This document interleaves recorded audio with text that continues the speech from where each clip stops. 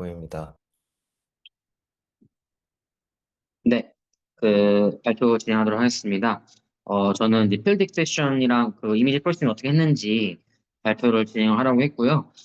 제가 아마 그 오프라인에서 몇 번 얘기했던 것 같은데, 제가 이제 인턴을 하다 보니까 관심 있던 주제였었고, 그래서 공부를 좀 하다가 말았었는데, 건희 선생님께서 다행히도 공부할 수 있는 기회를 주셔서, 또 제가 했던 거랑 똑같은 거의 비슷한 주제의 논문을 발견을 해서, 발표를 해보려고 합니다.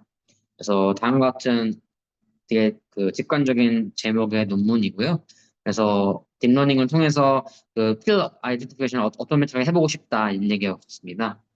그래서 사실 이제 여기는 뭐 병원에서 일해보신 분도 계시지만 안 해보신 분도 계시잖아요. 그래서 이걸 공유하고 싶었는데요. 생각보다 의사나 의료진이 환자가 먹는 약물을 정말 그 이미지 그대로 챙긴 경우가 꽤 있습니다. 예를 들어서 뭐 다 인터넷 보면 알겠지만 환자분이 입원하셨는데 자가약 갖고 왔는데 이게 정확히 뭔지 모르겠다. 그러면 이제 저희가 찾아봐야 되는 게 있고요. 또 당장 지금 응급실에 환자 깔려서 보고 있는데 외래에서 막 환자 와서 당장 약 줘야 되는데 당장 먹는데요. 그러면서 막 하는 경우에 환자가 먹는 약을 기반으로 환자가 언더라인이 뭔지 알아야 되는 게 있었고요. 술 들어가야 되는데 환자가 뭘 먹는다고 원래 처음 입원할 때 안 보여주다가 수술하게 보여준 경우도 있어요. 이런 식으로 약간 이 환자가 먹는 약물이라는 게 저희가 입원할 때 물론 다 검사를 하지만 업데이트 경우도 있고 바뀐 경우도 그렇습니다. 이랬을 때 기본 루트는 원래는 약사한테 콘서트를 내는 거라고 하더라고요. 저도 사실 인턴 때 몰랐는데 끝나고 보니까 원래 약사한테 콘서트를 내고 약사가 받아가서 그 결과를 내줘야 되는데 그렇죠. 약사분들은 저희처럼 당직을 많이 쓰지는 않으시고 또 과정이 느리기도 하죠. 그래서 환자분이 먹고 계시는 약이 없애되기도 하고 처방한 대로 드시지 않기도 합니다. 저희들 예를 들어 한림대병원 팔로업이셨는데 한림대병원에 처방한 대로 안 드시고 자기 맘대로 이틀 한번 드시고 계시고 이런 경우도 있어요. 그런 경우에 저희가 이제 인지를 해야 그걸 현재 상태를 알 수 있으니까 의사들이 약물 보게 되거든요. 그럴 때 뭐 저희 병원은 그 한국 그 약학정보원에 있는 이런 의약품 상세가 검색을 통해서 봤었어요. 그래서 이런 식으로 보면 식별 문자 적는 게 있고 뭐 식별 마크도 적고 모양 색상 적게 되거든요. 이런 식으로 적어 진행을 하는데 이제 이런 니즈를 저도 느끼고 있었고 이 페이퍼 저도 느꼈던 것 같아요. 보시면 이제 이 페이퍼 저자들도 보시면 이렇게 매번 약물을 찾아야 환자가 뭘 먹는지 알 수가 있어서 보시면은 약사들도 오래 걸린다고 하네요, 이렇게.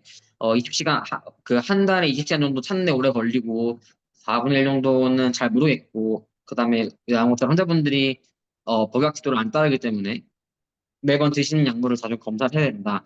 이런 문제가 있었었고요. 이런 니즈를 해결하기 위해서 이 연구진들이 연구를 진행했다고 나와 있습니다.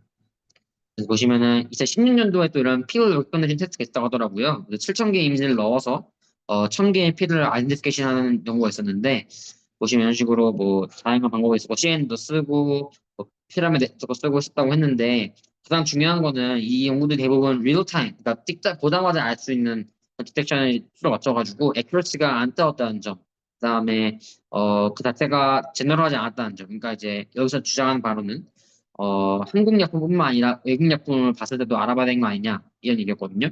그런 얘기도 있었고 그다음에 데이터베이스가 업데이트가 됐는데 요 모델들은 업데이트 되지 않는다. 그러니까 그게 범용성이 떨어진다.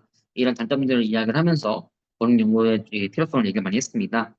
그래서 이 연구 같은 경우에는 이미지에서 그 이미지에 적힌 그 글씨를 읽는데 좀 수를 맞춰서 되어 있습니다.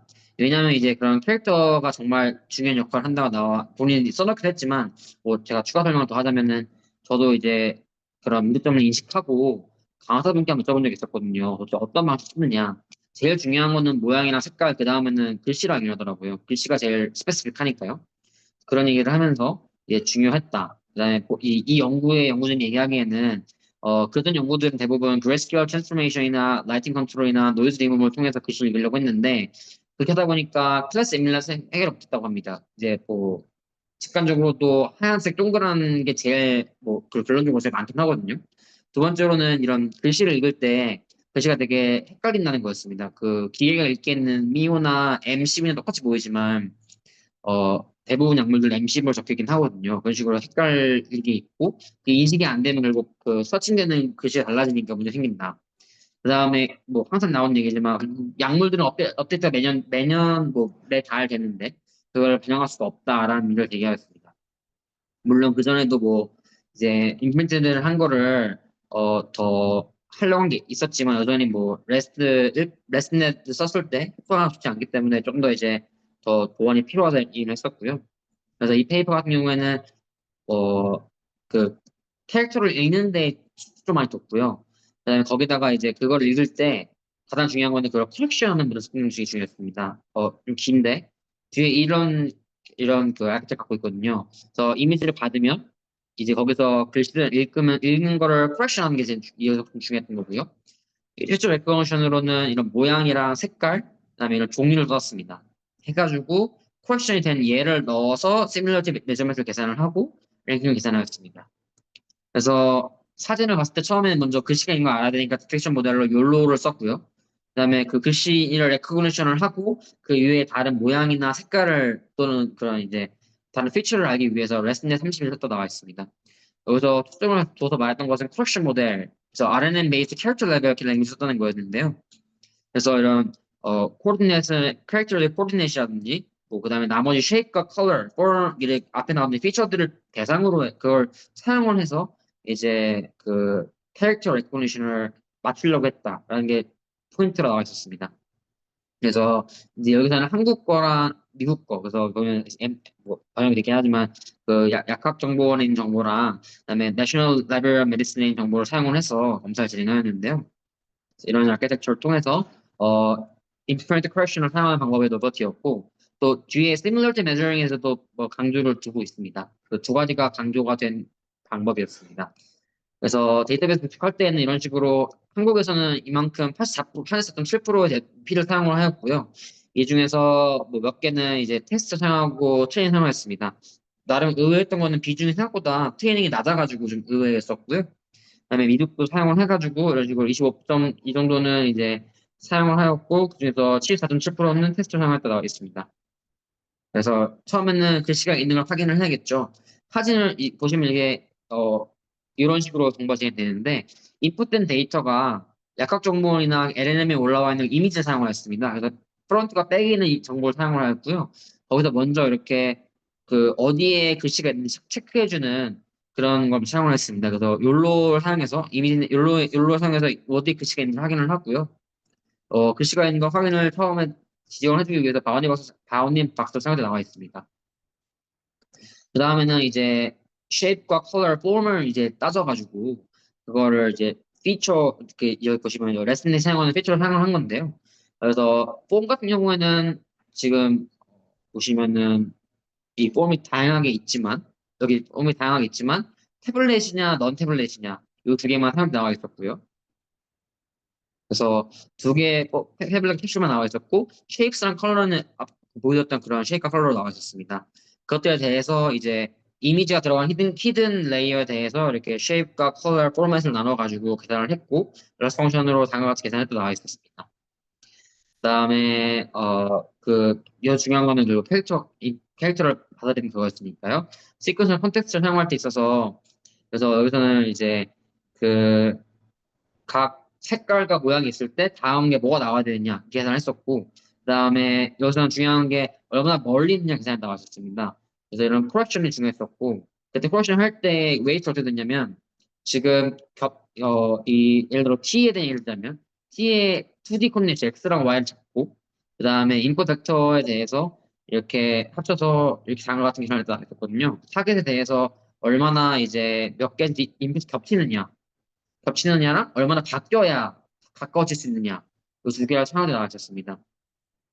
그래서 만약에 이렇게 아이코인으로 인식됐는데 원래 답은 이제 이거라고 한다면 이제 이 피겨 3에 있는 게 이거거든요. 네. 그래서 이런 식으로 계산이 돼서 얼마나 겹치느냐 중요하겠지만 몇 번 바뀌어야 이 타겟하는 M10Ki에 가까워지느냐 이런 거를 계산할 때 두 가지를 하는데 나와 있었습니다. 그래서 이렇게 요런 걸 통해서 더 웨이트를 인프인트 커렉션 모델을 가져갔었고, 그다음에 여기서 이제 중요한 이런 식으로 보시면 이제 MKKI를 목표로 향해서 요 M10 SPC를 읽힌다면 이게 세 번 바뀌어야 되고 한 번의 인식이 필요하다. 이런 식으로 계산을 해서 이 수치를 웨이트를 시켰고요. 그다음에 본인이 얘기하기로는 이 집 피처들에 대해서 그 웨이트를 다 다르게 둔 게 중요했다는 게 있었습니다. 원래는 다 쉐이크와 컬러 폼에 다 3분의 1씩 줬었는데 이거를 다르게 둔 게 중요하다 했다 하더라고요. 왜냐면 아무래도 말씀드린 것처럼 화이트와 화이트 라운드, 화이트 탭let이 많으니까 이런 거에 대한 이제 보존을 하기 위해서 웨이트를 조정해 나가 있었고요.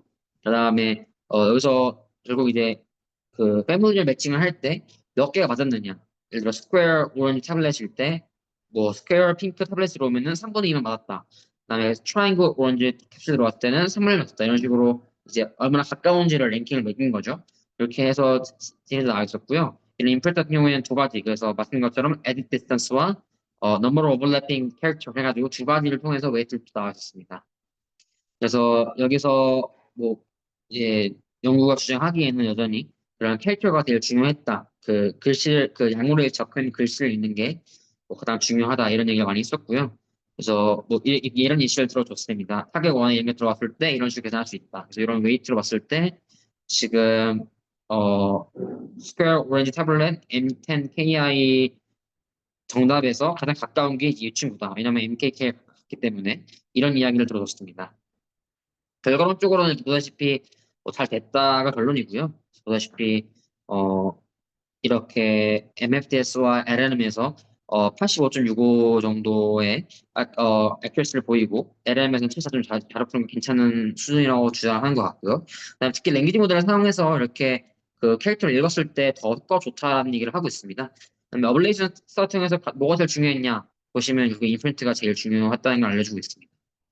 그런 결과를 내었고요. 어, 저도 이제 이 프로젝트를 해본 입장에서 결국 이제 이 연구에 대한 뭐 평가라거나 생각을 말씀을 드리자면 제가 했을 때 사실 한국에서 있는 약물들은 특히나 그 인프리팅된 글씨가 한글인 경우가 있습니다. 근데 이게 결국 저는 저 같은 경우는 또 접근을 어떻게 했었냐면 글씨들을 다 인베딩을 시켜놓고 얼마나 벡터에 가까운지를 비교를 하고 있었는데 한글이 인베딩이 잘 안 되더라고요. 그런 부분 때문에 잘 매칭이 안 된 게 있었고요. 특히 이제 여기 보신 것처럼 트랜스페런트한 친구들은 얘기가 안 나왔는데 요런 이제 약학 정보는 정보를 사용했을 때 트랜스페런트한 글씨들이 잘 안 되더라고요. 저는 여기 나온 것처럼 또 이미지 프로세싱이 있어서 그레이스케일이나 노이즈 디노이즈를 사용했었는데 하다 보니까 이런 것들이 다 뭉개지는 게 있어서 이런 것들이 이 방법을 통해서는 되는지 모르겠지만 저는 안 됐었고요. 또 이제 제가 간단하게지만 그래도 읽어보려고 테스트 이미지를 찍어서 해봤었는데 약봉지 안에 있으면 채도가 약해져가지고 색깔이나 모양이 안 읽히는 경우 또 그 장애 글씨는 너무 업스큐어 된 경우가 있었고 여기서는 이제 말하는 게 이 이미지들이 90도 찍혔잖아요. 위에서 이렇게 찍힌 거니까 요거를 사용하려고 했는데 실제 상황에서는 이제 그런 게 어렵더라고요. 그런 보통들이 필요하다라는 생각이 들면서 논문을 읽게 되었습니다. 네, 그 생각보다 그래서 결론적으로는 약물을 이식하고 그 약물이 어떤 약물인지 알아보는 게 생각보다 다양한 시스템이 필요하고 또 그 과정에서 리파이닝이 필요하다는 걸 알게 되는 좋은 논문이었습니다. 네, 여기까지 마치도록 하겠습니다.